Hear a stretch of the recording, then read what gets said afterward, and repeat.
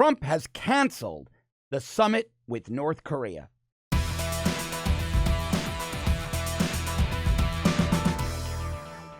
This news is breaking as I record you this segment this morning. President Donald Trump has canceled the Singapore-based summit with North Korean leader Kim Jong-un because of Kim's recent nasty and horrible rhetoric. The meeting would have marked the first face-to-face encounter between a sitting U.S. president and North Korea, a North Korean leader. And it was set, of course, for June 12th, just a couple of weeks from now.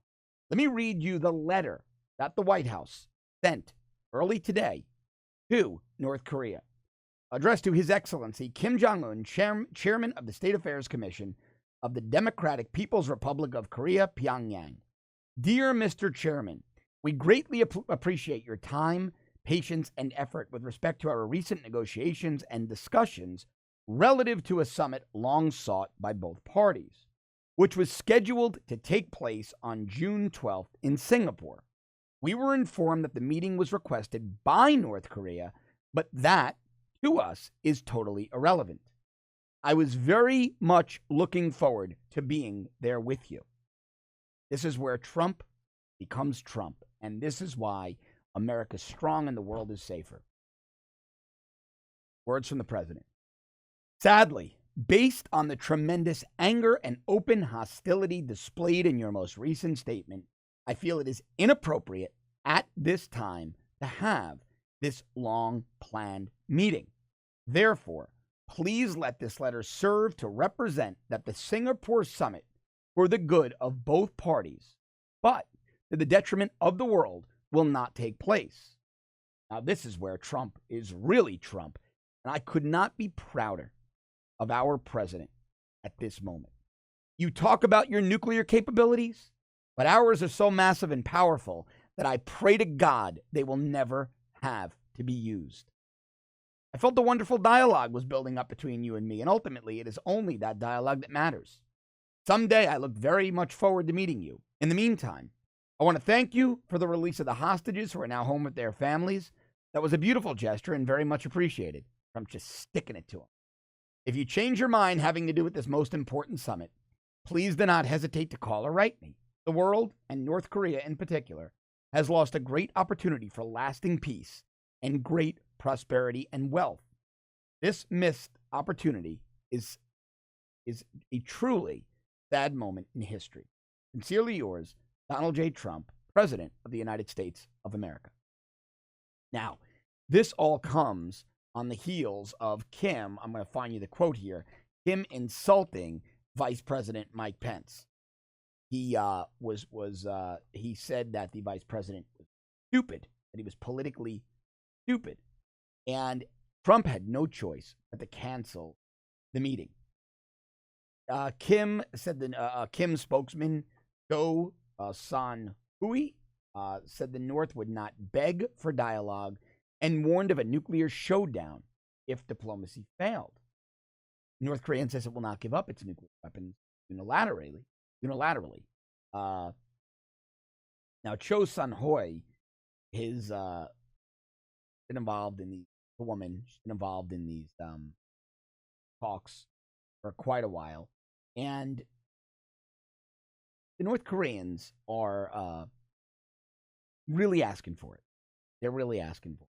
They are now prodding the United States, but they never banked on Trump. They never banked on a guy like Donald Trump who was actually going to call their bluff. Obama would have gone to the summit. If Obama had gotten the summit, if he had gotten that summit to take place, and Kim Jong-un, via a spokeswoman, Cho San Hui, had insulted Joe Biden, called him stupid, and had ranted and raved. This is all over Mike Pence saying that the Libya model wouldn't apply to North Korea if North Korea played ball. In other words, there wouldn't be regime change if North Korea played ball. Pence warned that North Korea may end like Libya, meaning Kim could be deposed and carried out into the streets and murdered in public and his body torn apart. Gaddafi died a horrible death. But Trump is not Obama. So this is what Cho said, the spokeswoman for North Korea. He added, quote, as a person involved in U.S. affairs, I cannot suppress my surprise at such ignorant and stupid remarks gushing from the mouth of the U.S. vice president. Whether the U.S. will meet us at a meeting room or encounter, or whether the U.S. will meet us at a meeting room or encounter us at nuclear-to-nuclear showdown is entirely dependent upon the decision and the behavior of the United States. Now, North Korea is playing the wrong game with the wrong guy. They are playing the wrong game with the wrong guy. Now, let's go back through Trump's letter, knowing all that. He said to Kim, you talk about your nuclear capabilities, but ours are so massive and powerful that I pray to God they will never have to be used. Meaning, if you dare try to launch a nuke, first of all, we have missile defenses that could take out Kim's nuke. Trump will level. He will level North Korea. He also says the North has missed, North Korea in particular, has lost a great opportunity for lasting peace and great prosperity and wealth. He's telling North Korea, we will annihilate you if you even think about using a nuclear weapon. You will cease to exist. And now we are going to put pressure on China, on South Korea, on Japan to choke you economically. We are going, you're broke. I read you North Korea's GDP last week. It's only something like $12.4 billion compared to the U.S.'s $17 to $18 trillion GDP. Jeff Bezos and Bill Gates can buy and sell North Korea, rather. Jeff Bezos is Amazon.com and Bill Gates, Microsoft. The men could personally buy and sell North Korea a couple of times over. And there is absolutely nothing Kim can do. He has a few nuclear weapons. China's going to squeeze them now. South Korea's going to squeeze them. Japan's in the mix. I expect we're going to put tremendous pressure on Russia. North Korea made a very, very serious miscalculation here. Very, very serious miscalculation. And this story, as I said, as I'm bringing this to you, is just breaking. And so I want to, there's not much on this. Now, North Korea was claiming they demolished a nuclear site ahead of the summit. They claim, this from the Associated Press, says just weeks ahead of a planned summit with U.S. President Donald Trump, Kim Jong-un made good on his promise to demolish North Korea's nuclear test site, which was formally closed in a series of huge explosions Thursday as a group of foreign journalists looked on. The explosions at the nuclear test site deep in the mountains of North Korea's sparsely populated northeast was centered on 3 tunnels at the underground site and a number of buildings in the surrounding area. They held a closing ceremony. North Korea, their state media, called the destruction of the site, quote, the process to build a, quote, nuclear-free, peaceful world, and, quote, global nuclear disarmament. And they went on to say, the dismantling of the nuclear test ground conducted with high-level transparency has clearly attested once again the proactive and peace-loving efforts of the DPRK government, Democratic People's Republic of Korea, being made for assuring peace and stability on the Korean Peninsula and all over the world. But apparently, they weren't serious because they decided to attack our vice president. Now, you can like a politician, you can dislike a politician. You can love Trump, you can hate Trump, you can love Pence, you can hate Pence. But an American respects the office. I despised Barack Obama, but I wouldn't stand for attacks on the office of the presidency. I thought Joe Biden was a buffoon, a moron. But I wouldn't stand for attacks on the office of the vice president by a foreign enemy. By a foreign enemy. I thought Obama was a doormat. I was offended that Obama allowed his presidency to be trampled on by bad guys. I didn't think Obama was a fan of American exceptionalism. I thought he made the world very unsafe and America very weak. But I don't want Kim Jong-un calling our vice president an idiot on the world stage, stupid, or be his spokeswoman. I don't want that. And us going to a summit. I think the president did exactly the right thing canceling this summit. I love that he canceled it after the statements. I love that he canceled it after we got the hostages back. And I love that he told North Korea, yeah, You want to saber rattle with nukes? We're going to have some problems. We're going to have a lot of problems here. And I believe that Donald Trump will take action. Now, this has certainly made the likelihood of some kind of military action more likely. It certainly has. If we're deluding ourselves to believe it hasn't. Do I think we're going to war with North Korea? No, I don't. Now, the stock market's being affected. Stocks are slipping a bit as Trump pulls out of the North Korea summit, but that was to be expected, right? I mean, we didn't expect the stock markets to rally on claims of on news that we're exiting the summit.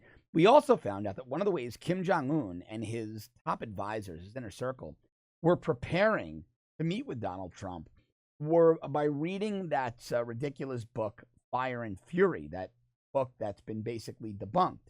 And that to me is actually pretty sad. That's the extent of North Korea's intelligence, that they read gossip books, fake news gossip books. It's actually really kind of pathetic. And so, but I don't expect any more from a nation like North Korea.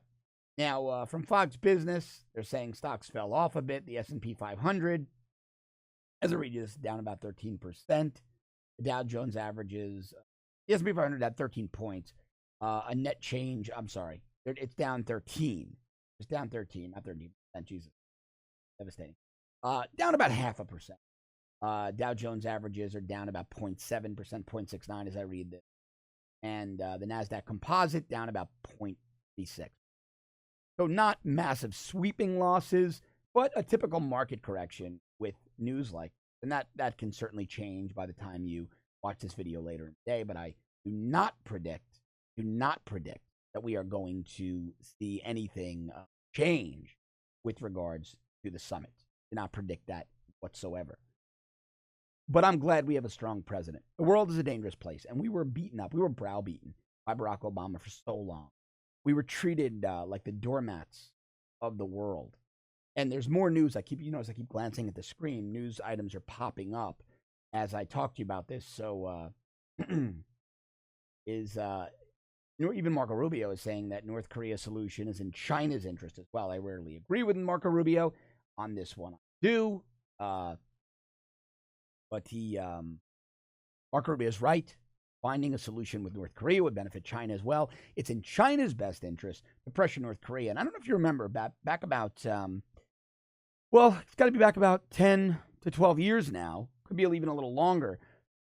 Then President George W. Bush was caught on a hot mic at a summit. It was one of the G summits, G8 or G20 or something like that, talking to British Prime Minister, then Prime Minister Tony Blair. We're going back well over a decade and plus. He was caught on a hot mic saying that China has to tell North Korea to stop stop the nonsense, basically, with an expletive.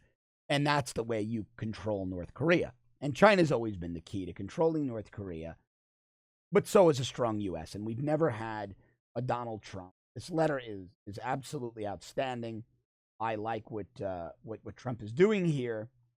And this woman, Cho Sun-hui, who I talked about a little earlier, she's a top Korean official. She's a spokeswoman for Kim's administration, his dictatorship. Really, her insults to our vice president, well, it just couldn't go unanswered.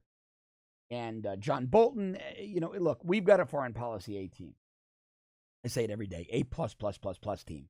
In Donald Trump, Mike Pompeo, John Bolton, some other people on the National Security Council, General Mattis over at Defense, now Gina Haspel at CIA. Look, I don't like her relationship with Brennan, but she knows how to handle bad guys in the world. And it appears Donald Trump has become much smarter about who he can trust and who he can't after this Mueller thing. I don't think he'd have appointed Gina Haspel unless he felt he could trust her, that she wasn't going to work against him. We don't know what private conversations they have. We don't know if she walked into the Oval Office and said, my God, I'm so glad to be rid of Brennan. What a disaster that guy was. But I kept my mouth shut because I had to work under the guy. We don't know that didn't take place. Part of me suspects something like that probably did for Donald Trump to appoint her. I know that Mike Pompeo and Trump have always been, they've always seen eye to eye. But I like that we pulled out of this summit. Look, I was encouraged when it was going down, but I wanted the summit to happen only if the United States walked into that meeting in Singapore in a position of power. That's why I never wanted it on the DMZ. I never wanted it on the North Korean side of the DMZ, the militarized zone. I never wanted it anywhere near that area. I didn't like us going to Kim's home field. No, Singapore was always a good location. Neutral, both teams on an equal playing field. The United States, obviously, far more powerful militarily, economically. I mean, dramatically more. Like I said, 12.4 billion in GDP for North Korea, 17.8, almost 18 trillion for the United States, according to the most recent numbers.